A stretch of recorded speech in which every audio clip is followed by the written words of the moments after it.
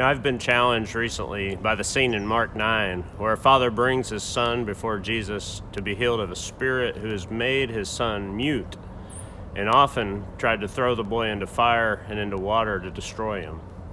The father has come to Jesus in this case because the disciples have been unable to cast the demon out. Jesus seems a bit beside himself when he responds, "Oh, unbelieving generation, how long am I to be with you?" In the Gospel of Luke, also in chapter 9, the disciples have already been shown to be capable of performing miracles. But not long into their ministry, they reach an apparent power outage. I wonder what could cause this. The answer, I think, is connected to prayer. At the end of the scene in Mark 9, Jesus comments to the disciples after he has healed the boy that this kind cannot be driven out by anything but prayer. What a curious statement. Is there a kind that does not require prayer? Jesus doesn't give any more detail than that. He doesn't provide any kind of healing manual that says leprosy requires a touch, blindness, some mud and spit, incantations to deal with storms, and prayer for demons. He simply says this kind requires prayer. What is he trying to teach the disciples in this passage, and therefore you and me? In light of the disciples' previous success as healers, it seems as though Jesus is giving them a reminder as to where their source of power resides. You know, nothing hurts progress more than success sometimes. You can imagine the disciples attempting to perform their first miracle. I'm sure it was bathed in prayer.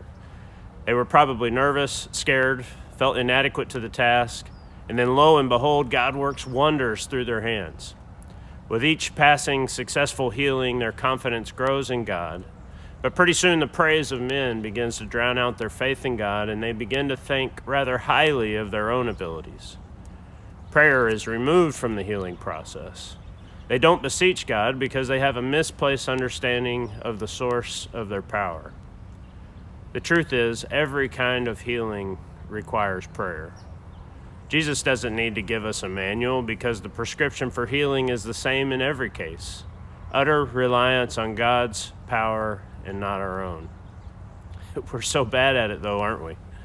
A little taste of success and our vision gets all distorted. We continue to give lip service to God's role in our life, but in all practicality, we continue to rely on ourselves and not Him. This brings me to the challenge I leave for you and for myself from this passage.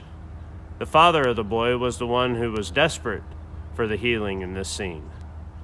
His faith is somewhat waning after Jesus' disciples are unable to cure his son. But then Jesus says to him, "All things are possible for one who believes." To which the father responds, "Lord, I believe, help my unbelief." I love the raw, emotional, honest response of the father, don't you? I believe, but my belief is not perfect. I believe, but sometimes my actions don't support that belief. I believe, but sometimes I forget to give God the glory and the recognition He deserves. Do you ever find yourself there? I know I do. That's when I most need prayer, to turn to God and be reminded that all I am and everything I do needs to be fueled by utter reliance upon His Spirit at work within me. So, Father, I believe. Help my unbelief. Grace and peace to you.